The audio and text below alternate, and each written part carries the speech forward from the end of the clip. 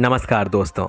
आज भारत के सामने बहुत सी परेशानियां हैं, जैसे कि over population, pollution, plastic waste.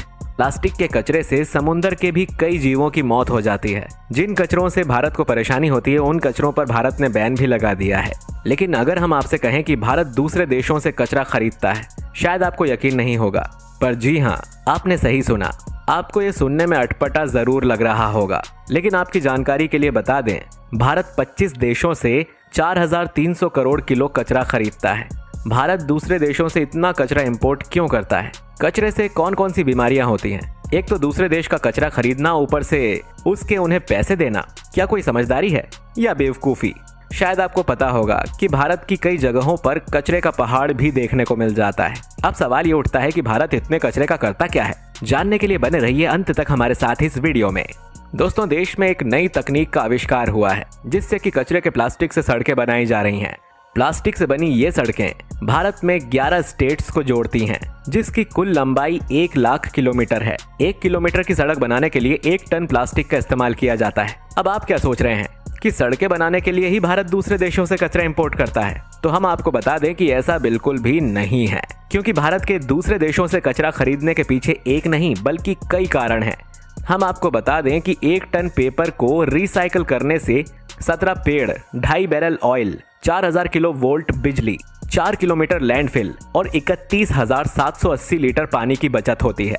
Bharat के सर्वे के अकॉर्डिंग ऐसा मानना है कि साल 2025 तक 10 मिलियन टन स्टील और 1.4 टन आयरन जनरेट कर लेगा, जिससे भारत 16 से 17% एनर्जी सेव कर पाएगा।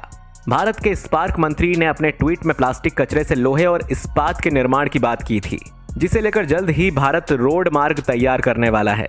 अभी तक जो कचरा आप देखते थे, उसे आपने भारत के इन्वेंशन के रूप में देखा। जी हाँ, इन्वेंशन। हम आपको दिखाते हैं कचरे को इस्तेमाल करने के अलग अलग तरीके। Number 1, professor Satish Kumar. हैदराबाद में रहने वाले सतीश कुमार ने कचरे से पेट्रोल और डीजल का इन्वेंशन किया है। जी हाँ, आपने बिल्कुल सही सुना।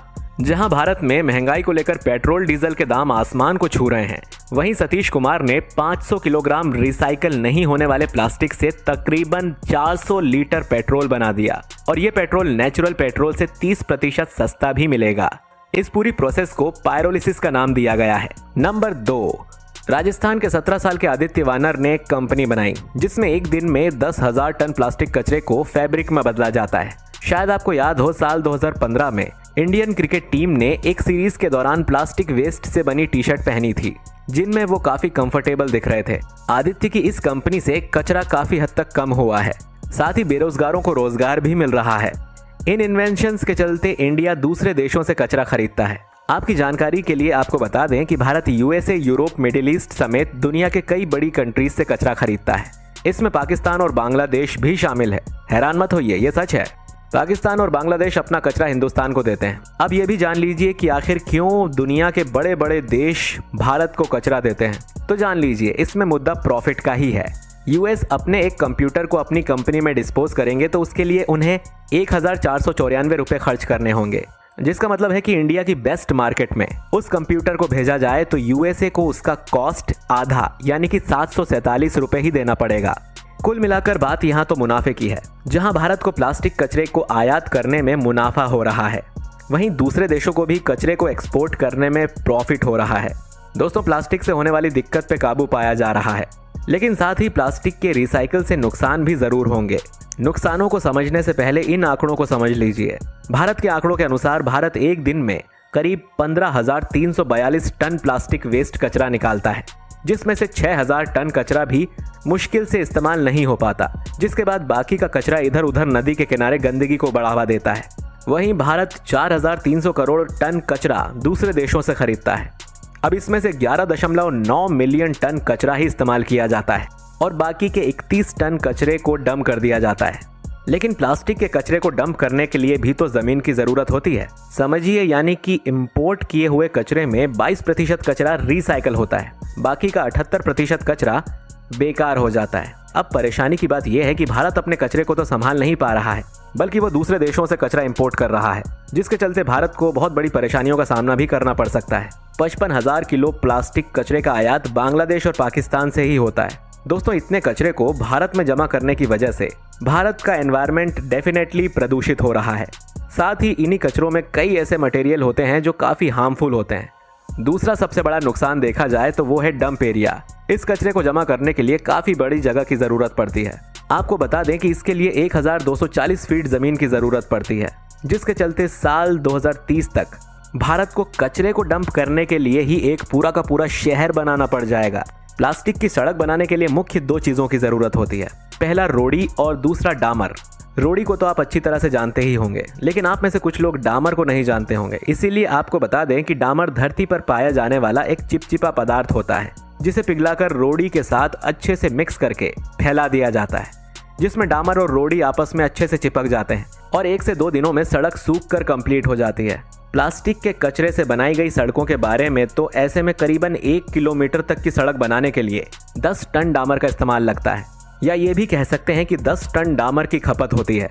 लेकिन जब हम कच्चे माल में प्लास्टिक के कचरे का इस्तेमाल करते हैं तो इसी डामर में प्लास्टिक को मिला देते हैं, जिसकी वजह से 10 टन डामर की खपत की जगह 9 टन डामर की खपत होती है, जिसके चलते प्लास्टिक का सही इस्तेमाल होता है और साथ ही 1 टन डामर की बचत होती है। साल 2000 में भारत में प्लास्टिक के कचरे से सड़क बनाने की शुरुआत हुई थी, जिसकी खोज प्रोफेसर राजगोपालन वासुदेव ने ही की थी, जिन्हें भारत सरकार की तरफ से सम्मानित भी किया गया है।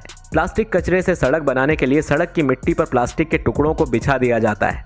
इसके बाद इसे 170 डिग्री सेल्सियस पर गर्म किया जाता है, जिसके बाद प्लास्टिक का कचरा पूरी तरह से पिघल जाता है और पिघला हुआ प्लास्टिक का कचरा रोड़ी के साथ चिपक जाता है, जिसके बाद गर्म तारकोल यानी कि डामर बिछा दिया जाता है, जिसके बाद कचरा, मिट्टी, डामर, रोड़ी सब मिलाकर ऐसे ठोस पदार्थ का रूप ले लेते हैं, जिसके बाद ये मिक्सर पूरा हो जाता है और बड़ी बड़ी मशीन्स के साथ इसको सड़क बनाने के लिए फैला दिया जाता है। अब आपके मन में कई सवाल होंगे, जैसे क्या ये सड़क तारकोल से मजबूत है? प्लास्टिक से बनने वाली सड़कों में जल्दी गड्ढे नहीं होंगे, साथ ही तारकोल वाली सड़कों से ज्यादा मजबूती होगी, क्योंकि प्लास्टिक बारिश के पानी से अपनी पकड़ नहीं छोड़ता। इसका सबूत यह है कि 10 साल पहले जो सड़कें राजगोपालन वासुदेव जी ने बनवाई थी, उस पर आज भी कोई गड्ढों के निशान नहीं देखे जा सकते। हालांकि अभी प्लास्टिक की ज्यादा सड़कें नहीं हैं।